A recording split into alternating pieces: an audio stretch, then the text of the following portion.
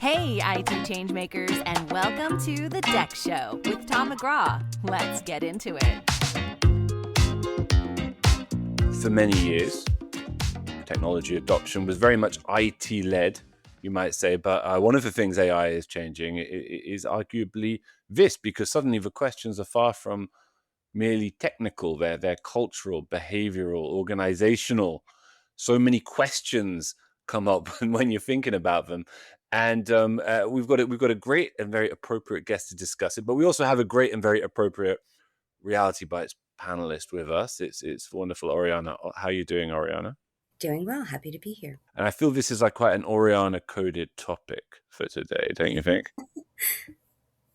In fact, Gabi and I had a conversation about this topic a couple months ago, and so I'm really interested to hear how her perspective has changed. It's a good point. You did spark it was your idea as an episode in the first place. A very good idea it is. So let's welcome our wonderful guest, Gabi Tofani, our Nexthink's head of global talent success. I think maybe our first ever or our second ever HR leader on the show. Sign of the times, no doubt. Welcome to the Deck Show, Gabi. Welcome to Reality Bytes. In fact, how are you?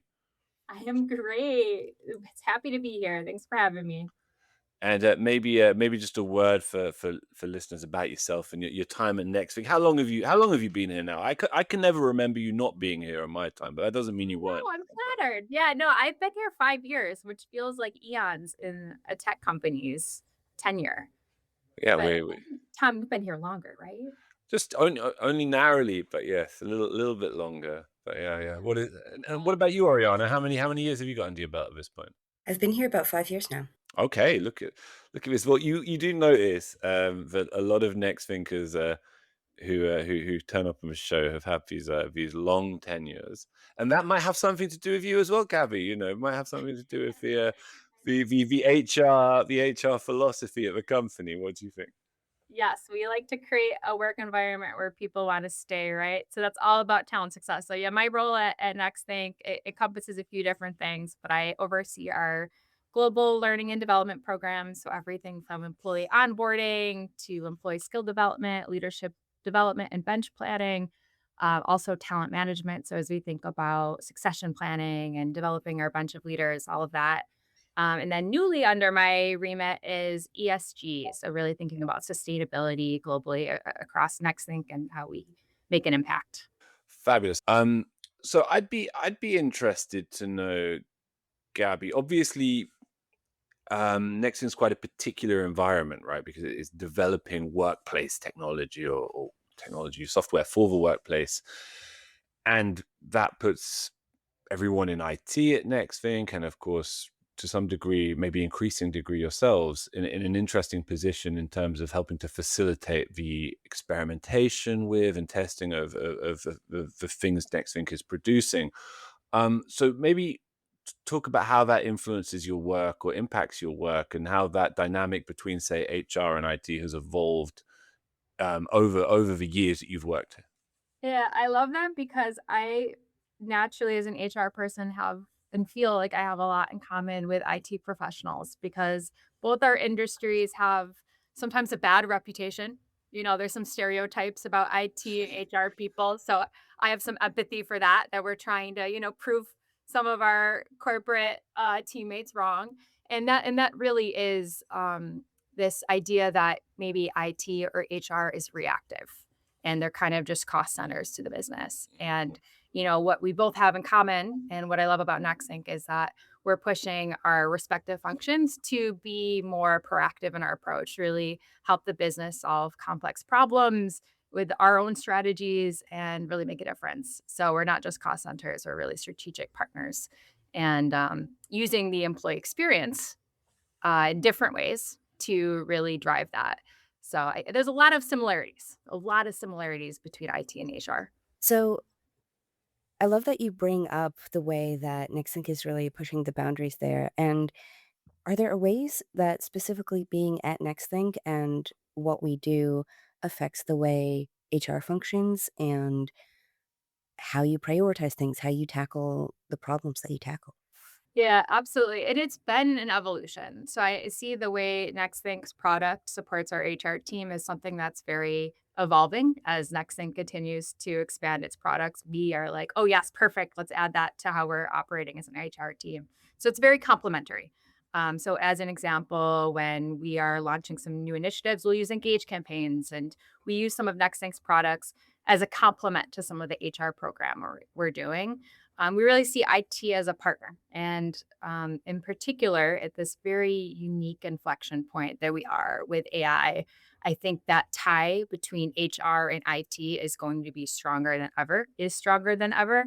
So I'm really excited for us also to talk a little bit about how we're looking at AI drive and employee AI adoption, because I see that as a huge partnership between IT and HR to make that happen within an organization at Nextthink and beyond. Excellent. And one more curveball for you, Gabby, before we do, which is, I mean, I guess at the heart of Nexthink, of course, is digital employee experience. At the heart, arguably, of HR. Any HR team has to be the employee experience to some degree. How do you think your time at Nexthink has influenced your understanding of what employee experience is or what's important about it? I love that question. Yeah, one of the reasons why I joined Nexthink 5 years ago was, it was right at the time when COVID was happening, and we were all moving from this in-office environment to digital, and it made complete sense for a product like Nexthink to exist because we needed to really focus on what is that digital employee experience. And, when I joined Nexthink, I was very I'm not surprised, but very happy to see that our leadership team just innately understood what a employee experience meant and why it mattered. We know that when employees truly are feeling like they have the tools to do their job, when they're supported, when they have a leadership team that also supports them and wants to see them be successful, they're going to do their best work. You're gonna get the most that you can get out of them. So when I think about Nexthink and what we offer our digital end users, excuse me, is we get to give them the best experiences at work. And as an HR person, I also see that we get to give them their best experiences at work. How we do that, a little bit different, but at the same result, right?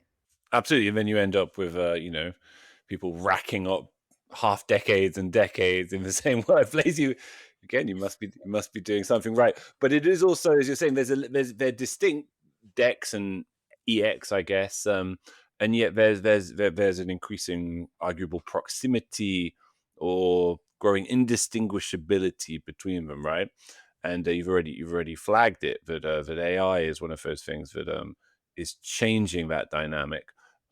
So turning to AI, um, has this background in being used to working and collaborating with IT and monitoring adoption and engagement with technology positioned you as a department distinctly, perhaps compared to other HR teams who haven't historically had to engage as closely with the concept of DEX or cross-functional collaboration when it comes to AI adoption? Bit of a mouthful as a question, Gabby. See if you can make sense of it, Virgo. No, I mean, here's the thing. I think we're all figuring it out. And it's so funny. Tom is like, when I think about when we're faced with these new challenges, and at Nextink, just like any other company, we're kind of thinking about how do we grow to the next level? Where are our investments? And when we're faced with certain problems, how do we address them? And in the past, we were always able to kind of look back and see, like, okay, maybe at this time at this company, this is how we approached it. And now, for the first time, that's actually probably not necessarily the best framework to use. It's now thinking about, okay, how do we approach this problem with AI? And really rethinking the problems and the solutions in a way that we truly have not before. So it's a really interesting time because maybe what got us to where we are right now isn't necessarily what's going to get us to the next phase of growth. It really has to be a different approach. So I would say when I think about that from like an HR standpoint, we have insights from Nexthink products that are able to really help us understand our full employees experience, the full story of someone's employee journey. We use engagement survey data internally within our own tools, but we also kind of complement that with Nexthink's data to help, again, just fully understand where is someone at in their journey from a digital employee experience, but now also in particular from a AI adoption experience. Do you have like maybe an anecdote or something that illustrates how you've done that? Like maybe a collaboration or a time that that data that you might not have at a different company has come in handy? Yeah, I mean, ultimately, what we are trying to uncover within our workforce is our next thinkers leveraging AI in a way that two things. One, from a co-pilot standpoint, is it making them more efficient? Is it making them more effective at their jobs? But then also the co-thinker. So are they able to come up with better ideas? Are they able to think things through at a deeper level than maybe they wouldn't have if AI wasn't there? So how do you actually measure that? Is a really tricky topic. How do you measure, are your workers actually more effective, more efficient, more impactful in their work using AI? And Nexthink has been able to help support that. So, not that I'm trying to sell Nexthink right now, but I do think as an HR person, it has been actually really insightful, what we've been able to pull from that tool. So we're able to see what for each, we can break it down by different demographics. We can break it down by what teams, what levels, what countries and geolocations are using AI for. So we're able to see what tools they're using. We're also able to see what percentage of that workforce is using AI and at what volume. So how many hours a week are they actively engaged in AI? So we're able to really quickly split. Okay, I see our sales organization is at this percentage. Our engineering organization is a way higher adopter. They're way more of an evangelist. So I have to worry maybe a little bit less about engineering, and we now know that we need to focus a bit more on the sales organization and come up with some really specific enablement programs for them because, and also their needs are so different. When I think about what a engineering function needs versus a sales organization, the way that we would support them from an enablement standpoint is so different. So would it make sense to have some global enablement program to support AI adoption? The AI drive data really gives us the ability to see, okay, where we might need to segment certain focus areas for certain teams. So, are there also specific ways that you're finding out, like, what do those teams need? What are those specific use cases?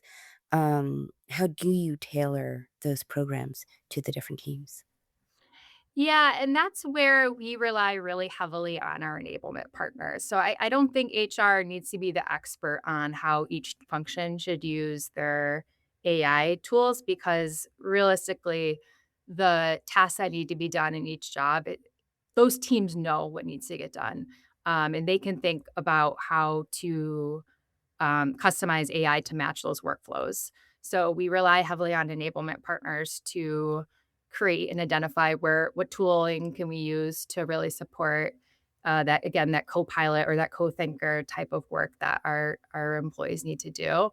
Um, but when I think about from an HR standpoint, where are we focused? It's more on creating one, giving people visibility and guidance on what they can and can't do with AI. That's another thing that AI Drive is helpful with is identifying where there might be some potential, so maybe there's some AI tools that we don't want people to use because they're not secure. So it does help with creating some guardrails around that. And then what we also do is we are thinking about how do we support managers and really guiding their teams through how to use AI wisely and in a way that doesn't impact their credibility. So we're really thinking about and spending time on how do you use AI as a people manager without losing your humanity, which is also kind of an interesting thing to think about. I'm interested, Gabby, like as a HR leader, what stresses you out about AI? So many things. Yeah, I want to hear about them all. Yeah, tell us, tell us. Oh man, AI is Naming well, no examples. Don't worry. Here we won't press you for any specifics. Don't worry. I went on maternity leave this past summer. And when I came back, I swear in every single conversation, people were just saying AI, AI this, AI that. And I was like, oh my, I'm sick of hearing the word AI word. But it feels like every sentence, every meeting is AI, AI, AI, which is great. But also, I think what can be problematic is that we may be using AI I don't want to say too much, but It can be a real thing. That can in some instances be a concern, right? It can definitely be excessive usage. I'm good with all the Copilot, like, let's automate all the mundane tasks of our lives, and AI is perfect for that. But what really concerns me is if we're using AI for creativity or for innovation, what do we lose if we over rely on AI? Like, even beyond work, like when I think about our education system. Like the fact that we had to grind it out and write an essay and like really think through and kind of force us to think about the topic and how to frame it. Now AI does that all for you. So it's like, what are we losing with AI potentially even in our students? So I'm thinking about our future workforce. What are they going to be like? Because their reliance on AI to think for them is so different than how we kind of learned and grew up, if you will. But then I'm also thinking about our own workers, like right now, what are they relying on AI to do for them that um, is also maybe they're over relying on AI and we're actually losing their perspective and their thoughts because they're just dependent on AI to make decisions for them. That's not saying that's happening, but that is a scary thought is if we, for example, I asked someone a question the other day about how we should approach a program, and they said, ChatGPT said this. And I was like, I'm so glad that ChatGPT said that. I could ask ChatGPT that too. I want to know what you're thinking because you have information that in context that ChatGPT definitely doesn't. So that's what keeps me up at night is what are we losing with AI too? So I think it's really important for us as leaders. And it's not just on HR, by the way, it's on all of us to really hold the line on like what does quality look like and what do we expect from our people. Strong agree. Yeah, I think we underestimate the degree to which AI is a sort of qualitative threat to work, and there's a potential consequence there, and an organizational competitiveness, right? I mean, do you imagine?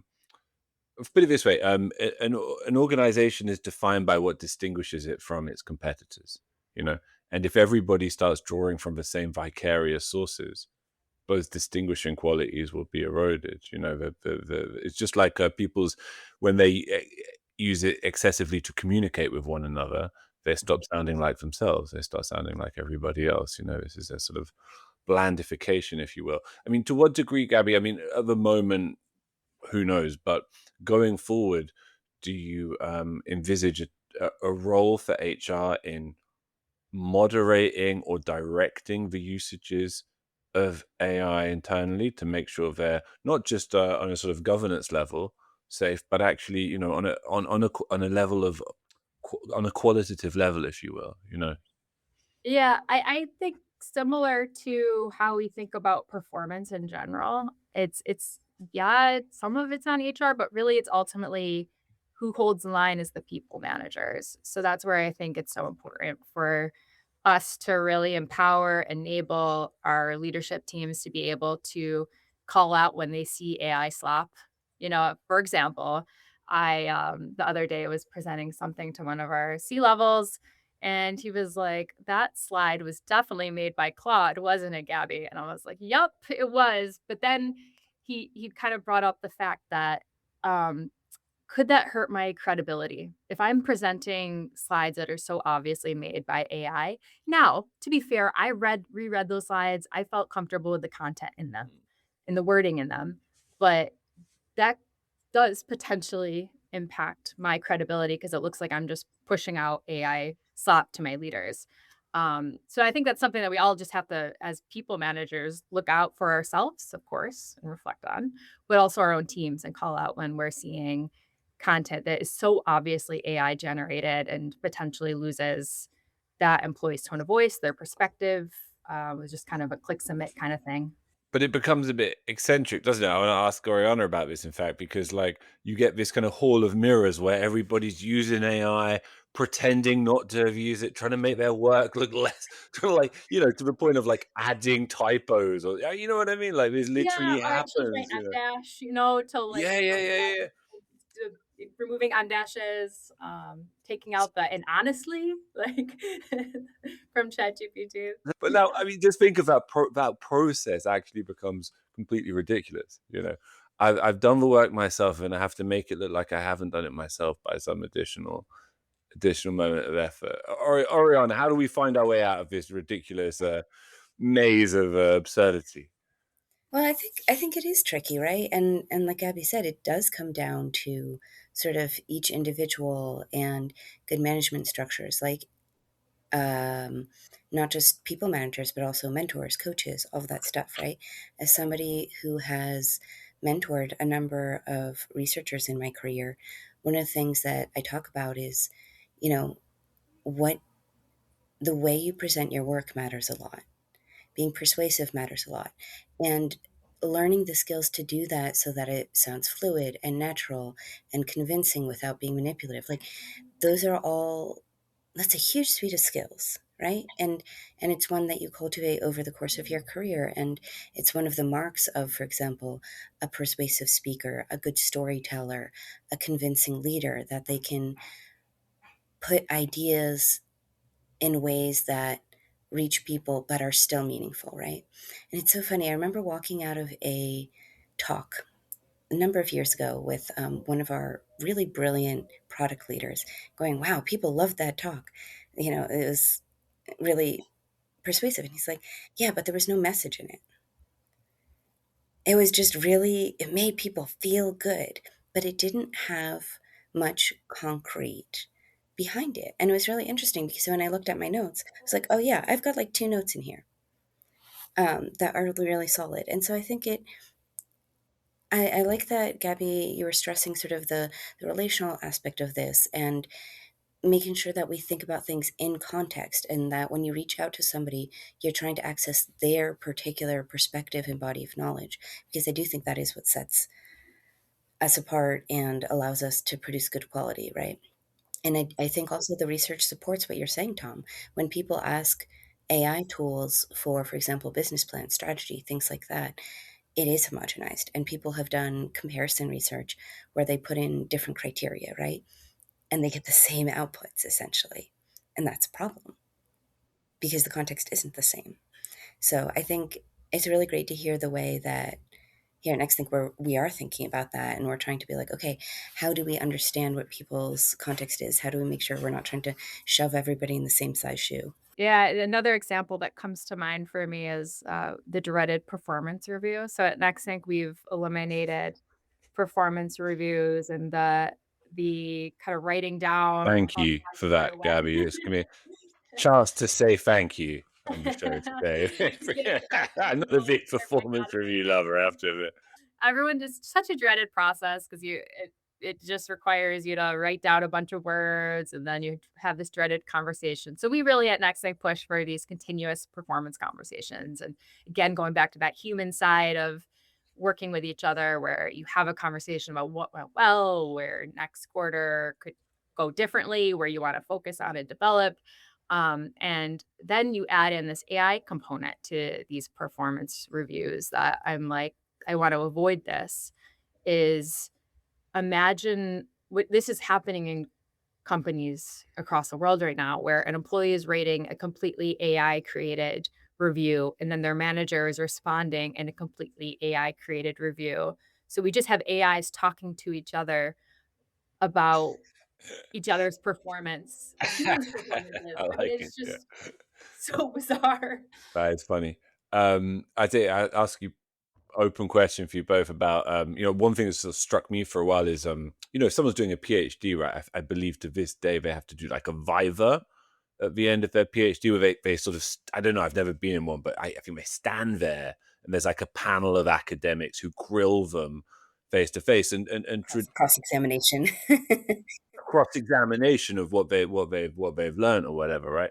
And or what they've submitted, I guess. And back in the day, or even maybe to some extent to this day, in sort of the top tier universities in the UK, there are oral examinations.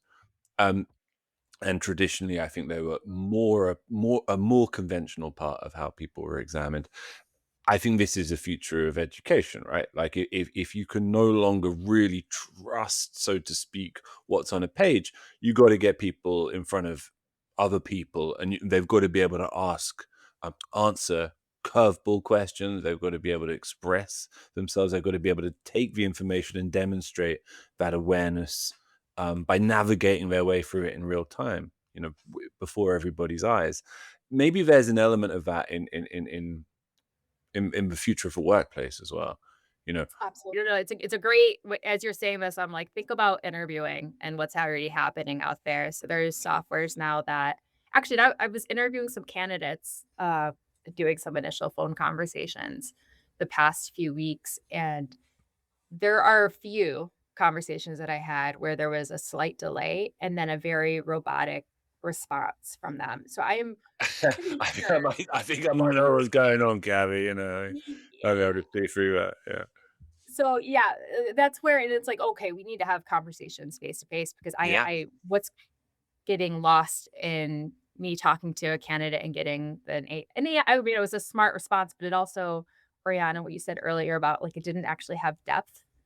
None of those responses from those AI, interview tools gave me any depth. Like, I didn't walk away from that conversation feeling like, "Oh, that candidate is someone that I would want to work with," you know? So if there is something that we lose when we over rely on AI for certain things, for sure. Yeah, I mean, I really like how you've phrased this. I think um, the future where you have to express your ideas in words looks bright for folks who can express their ideas as effectively as a lot of the leaders do here.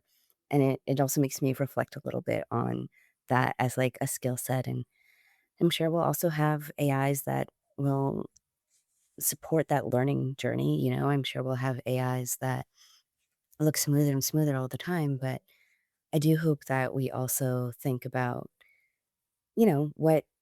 what is the purpose and what is the sort of driving emotion behind it. And um, the work is a kind of performance at times. It's funny because we started off our pre-show conversation talking about performances and actually the oral tradition of bards, storytellers back in the Yes, day. we did. It's all come full circle. Oh my goodness.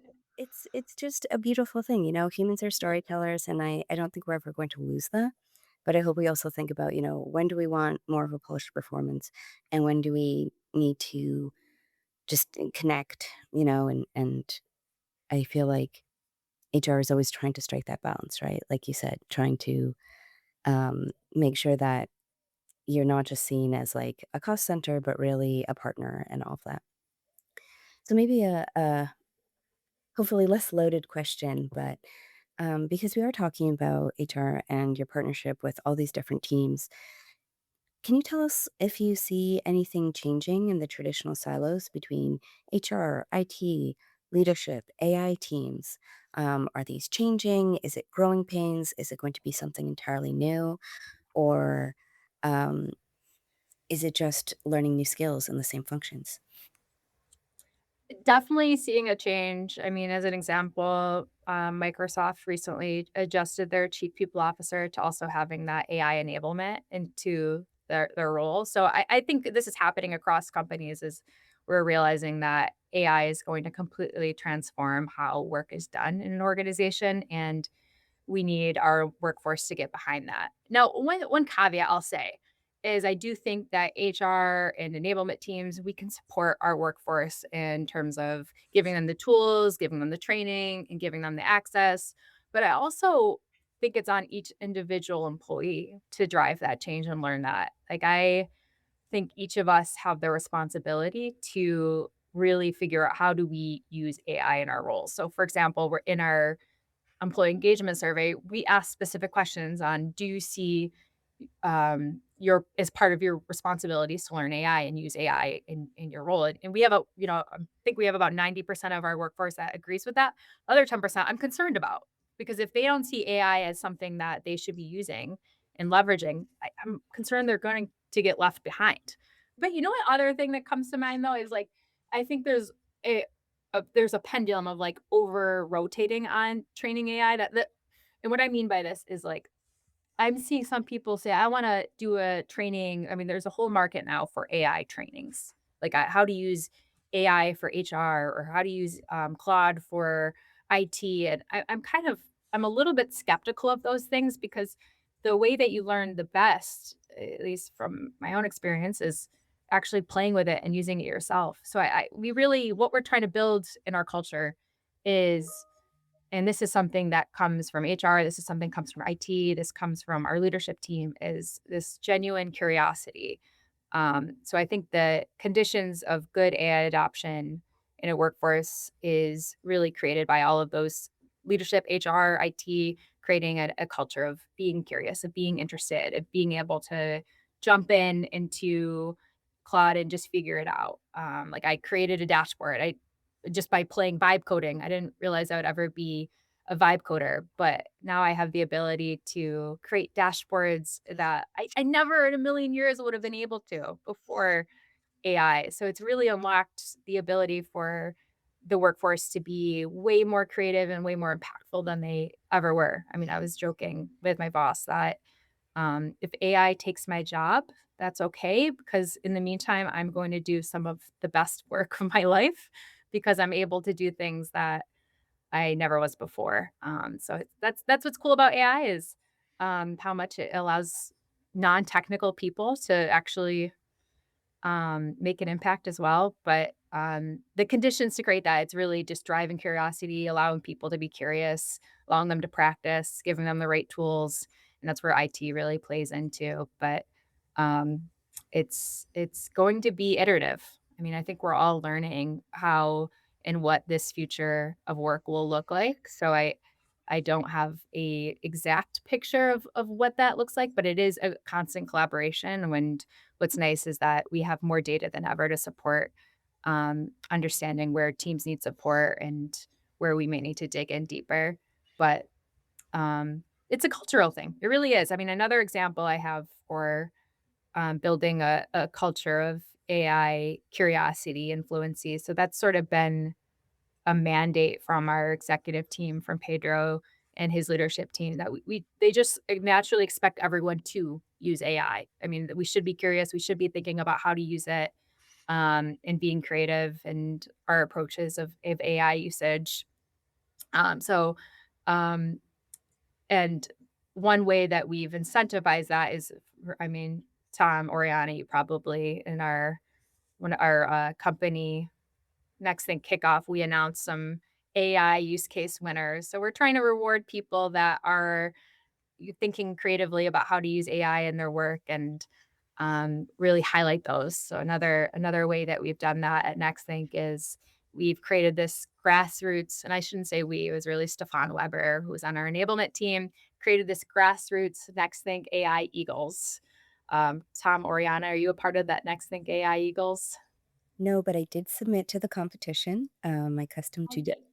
I didn't win, but, it's a fairly, narrow application, and people are using it, so I'm happy. Okay, we need to get you both in Nexthink AI Eagles. It's great. We meet biweekly, and we share different use cases across the company. It's cross functional, so engineers will be talking to HR people, talking to IT people, marketers, all across the board.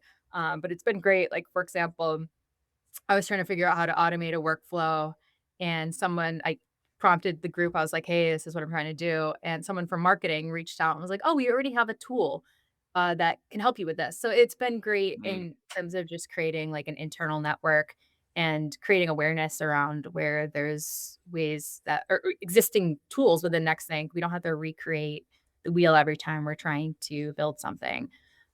So that's been a really great internal platform for us because it's gotten all the people to share different ideas and make some new connections too. That doesn't hurt.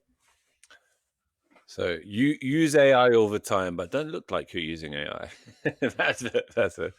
But there's the paradox, isn't there? There's the ongoing paradox. We're deleting the M dashes and Yes, yes, yes. We should. Yes, that's the real innovation is using it in a way that doesn't look like you're using it. Increase Um, the performativity of it. Yes, a little bit, a little bit. Well, it's delightful to have you on, Gabby. Really, really, really enjoyed it. Oh, I did have no, we covered it. We covered it. I was going to bring back the mention of the interview process and how you were kind of using. You raised it spontaneously. So I'll say that again.